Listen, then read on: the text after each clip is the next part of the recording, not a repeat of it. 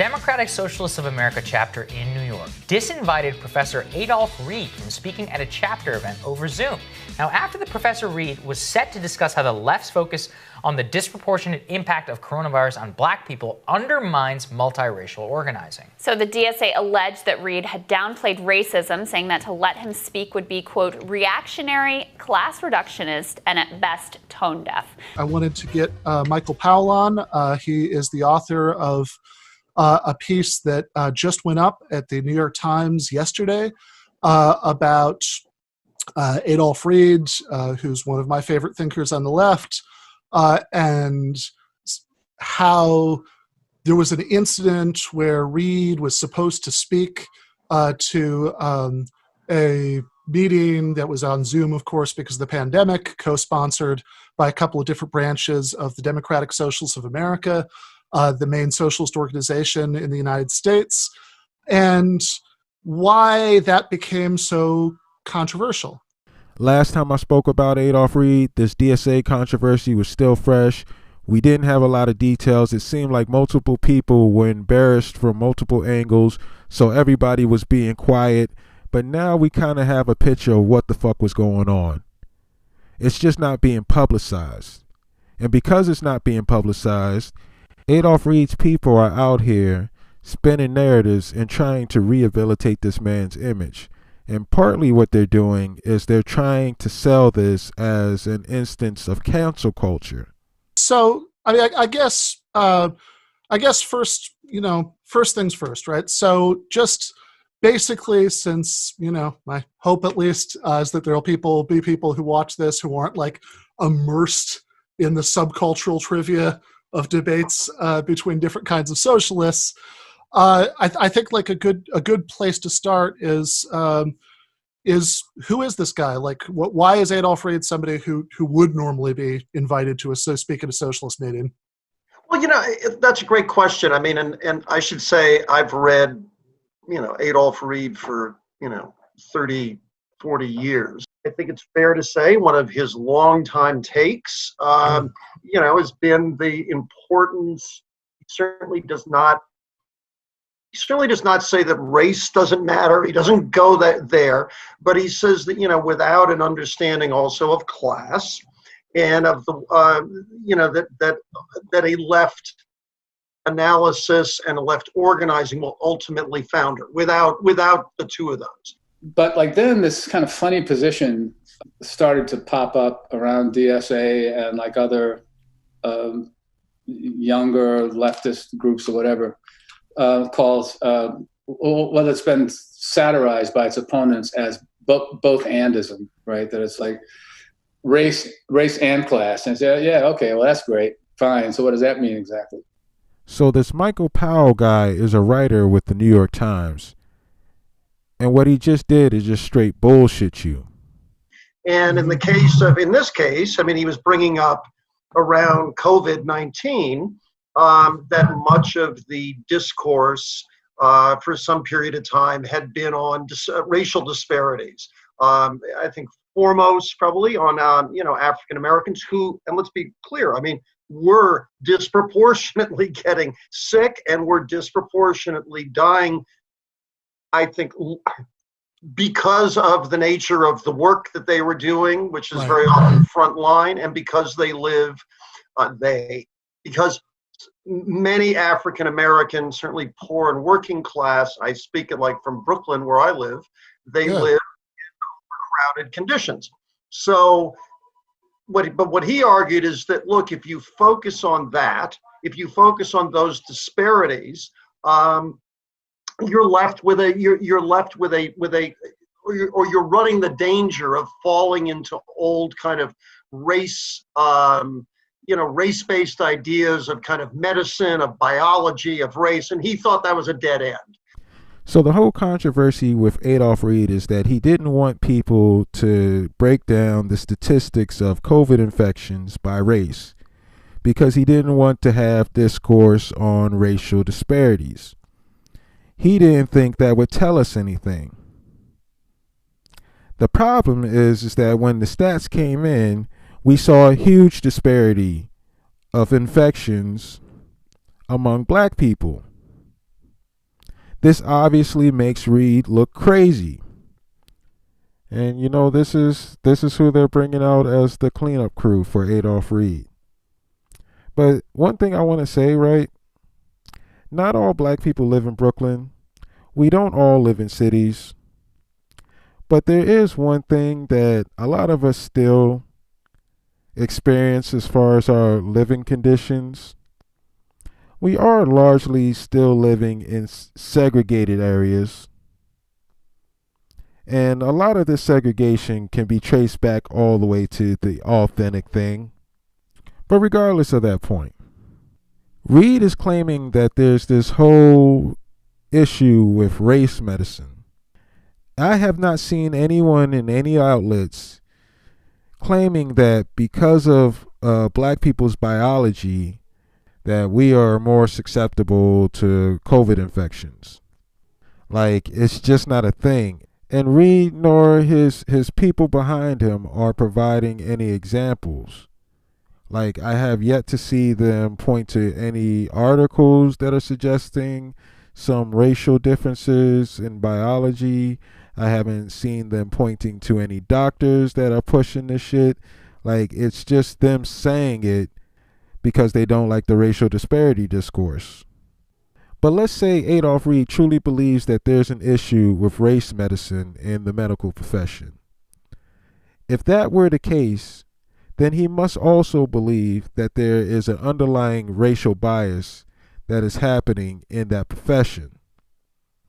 And maybe we should be keeping an eye on things to see how this problem of race medicine is manifesting itself in the outcomes of the healthcare industry.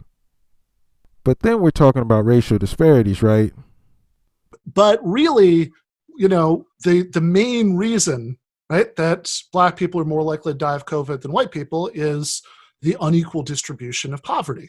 That, as you say, black people are more likely than white people to be so-called essential workers, of course, so essential that they're being paid almost nothing to certainly much and less. Not given proper PPE and everything. Yes, precisely. Yeah. And now, of course, that does have to do with the history of de jure racial apartheid in the United States, going from slavery to Jim Crow to FHA redlining very recently. And Adolph Reed, of all people, is not unaware of this stuff, right? He's written extensively for decades about that history. Reed writes about this stuff looking for every opportunity to downplay race as a factor. He grew up, as you mentioned in the article, in the Jim Crow, as a black man in the Jim Crow South, and has a long history of engaging with those issues. It's crazy how much this parallels with the shit the right wing does with their tokens. So you get some black person to say some wild shit, and then you hide behind that person's black skin to avoid any critique. That's been the game that the people on the right have been playing for a long time, and that's the game that people on the left are playing too. But Ben Burgis is smarter than this. He knows he's being intellectually dishonest by presenting an argument like this. Especially since he knows this other black man who has the same experience. But because Jesse Lee Peterson is on the right, he would acknowledge that Jesse Lee Peterson is a tool of white supremacy. He won't do that for Adolph Reed. But this is an interesting little back and forth that he has with Jesse Lee Peterson. Watch this clip. I'm black and slow. So I need a yes or no first. Are you for reparation for black people? Sure, let's say yes, Jesse. No. Let's don't do a yes. Let's say yes. I want to know: Ben Burgis? Are you for reparation for black people? I think you'll find that sometimes issues are too complicated for a one-syllable answer. I gave you the sentence. If you don't like that, let's just simplify it to yes. No, that's not an answer. Burgis. Ben Burgis, are you for reparations? It's not a simple yes or no. Yes. Why not? Why isn't that a simple yes or no question? Because you could agree that reparations would be justified, but think that strategically, in terms of what you're going to get the best winning political coalition right now, another strategy might be better. Now, if what you mean is, do I think that reparations... Ben, I'm quite clear what I mean. I ask, are you, Ben Burgis, in favor of reparations for black people? Yes or no? Do I think that reparations would be justified? That's not my question. Well, if that's what you mean, the answer is yes. That's not my question. That's not what I mean. Do I think the best strategy for narrowing the That's not my question. Now that's going to get the best winning coalition is reparations right now, this minute? How are you a professor of philosophy and you can't even answer simple questions? Because your simple question is misleading. It's a false dilemma. Either you know what you're saying is a logical fallacy. You're saying that I haven't said anything. It was a question. Are you for reparation for black people? You don't think something could be a loaded, misleading question? You think those are impossible? Those never exist? Right. It doesn't. To a liar, to a deceiver, it's hard for them because they don't want to answer the truth. So what's interesting about this, right? So the core of this plan lecture that Adolph was going to give to these two DSA branches was just making this point that we've talked about, right? That hyper focusing on racial disparities and COVID outcomes, leads to us looking in the wrong place, right? They never explain how this is leading us in the wrong direction. They just make these vague claims about how, I guess, a class analysis would tell us more, but they don't really explain how that is actually the case. And I guess from my perspective, I would think that this was a relatively, I would maybe naively imagine this would be like a relatively uncontroversial thing to say among socialists who are, after all, definitionally committed to some kind of class politics, to seeing politics through the prism of the interests of the working class and how those differ from the interests of those who own businesses and are at the top of society.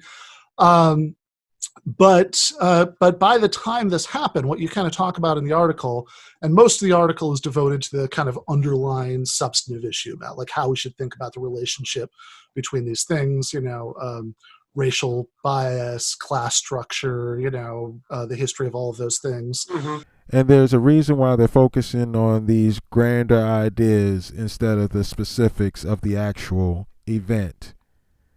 Because if you focus on what actually happened, it starts to look like bullshit when you try to claim that this was an instance of cancel culture.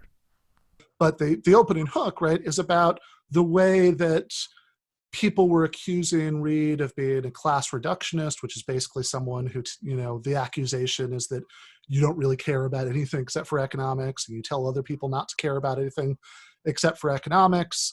And this had been so toxified by the time it was supposed to happen that one of the two branches, New York City DSA, had officially disassociated itself from the event by the time it happened, and there were concerns about disruption. And eventually, I think Reed and the remaining organizers just kind of decided it wasn't worth the headache to try to go ahead with the talk at that point. I understand that it was sort of a mutual agreement that they didn't want it, the organizers particularly, and Reed didn't feel like, going through the headache of worrying if somebody was going to bounce in his Zoom, talk and that sort of thing. The journalist is finally trying to be a little bit honest about this shit, but Ben Burgis is over there on some bullshit. He is acting like Adolph Reed was under threat, the DSA was under siege, and the whole thing was forcefully canceled, when in actuality, the Afro-Socialist wing of the DSA just wanted to fucking debate. That was it. And Adolph Reed was too chicken shit to take them up on this offer.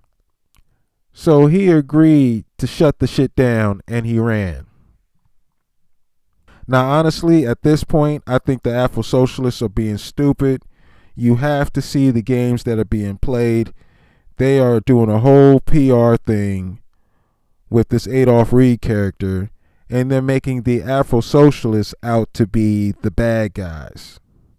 So what the Afro-socialists should be doing is hitting up different outlets to let the truth be known.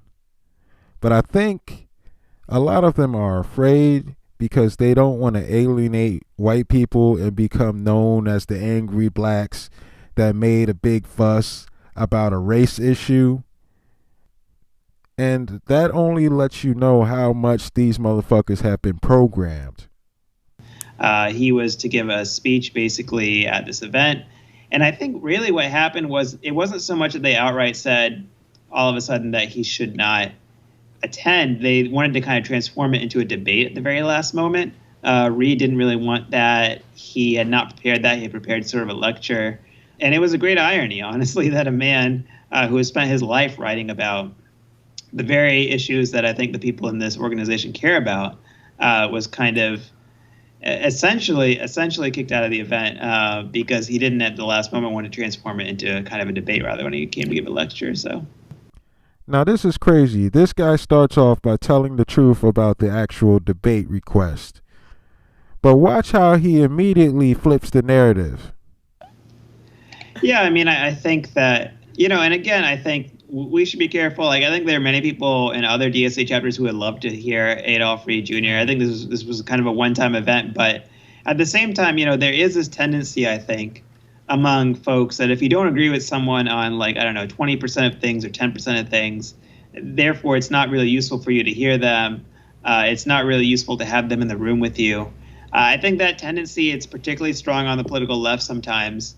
And, it can result in a reality where you're not able to even have dialogue with people, even that you maybe slightly disagree with. I mean, they call that the narcissism of small differences. It's well-known phenomena. And I think Reed has always been, active in DSA longer than probably most of the people who disinvited him have been active in DSA. First of all, I thought Reed agreed to cancel this event. Like, this is the funny game that they're playing, where they're trying to make it seem like motherfuckers are really shutting Reed down, when in actuality, no one was trying to stop him from sharing his ideas. In fact, they wanted his ideas to be heard, and they wanted the challenges to his ideas to be heard also. It was Reed who ran from hearing the opposition to his positions. Yeah, I mean, I think there are some, I think, newly developed kind of taboos, which is one is that thinking out loud is not a good idea. Like, everyone has to kind of get in the room and kind of already be in agreement. They have to be in a position where they're telling you what you already believe rather than questioning that belief. I mean, it's kind of the opposite of how we make progress in most dimensions. Like, for instance, if you're in a science classroom or if you're in a laboratory or something, you actually are rewarded for questioning conventional wisdom. You're encouraged to attack whatever the status quo is. You're supposed to be poking holes in things. That's how scientists consider themselves to be making progress. It will be best if in politics it was the same way. I mean, do you see how this whole thing is flipped? We went from this guy admitting that Reed ran from the debate to now it seems as if he's acting like Reed is being mistreated because people are afraid of confronting his ideas, when it's the other way around. He ran when someone challenged his ideas. He wasn't willing to stand up to scrutiny. They were constantly inviting people to kind of question and re-question the conventional wisdom, question and re-question the status quo. That's generally how you learn about your blind spots. That's even if your mind doesn't change, you may learn better arguments to defend your position. It's generally a really healthy process. And I think Adolph Reed comes from an older variation of the political left that I think valued those things a lot more. This is no different than when a conservative goes on Fox News and they're allowed to say some old bullshit that contradicts itself and no one challenges them. Now, I think the political left, it's very easy to get online, find a very tight silo of people. They may represent 5 or 10% of the entire country only, but you can continue to bounce your ideas off against them, test your ideas against that, and ignore the wider society. Adolph Reed is a very, very left-wing guy, but he's always in a room with people he disagrees with, arguing with them. because that's kind of the tradition of the classical tradition of academia, and I think that's what he really values. We are on the other end of this, a situation where Adolph Reed ran from a debate, and the argument is that Adolph Reed just wants to be able to debate his ideas. Motherfucker, we are in the Twilight Zone.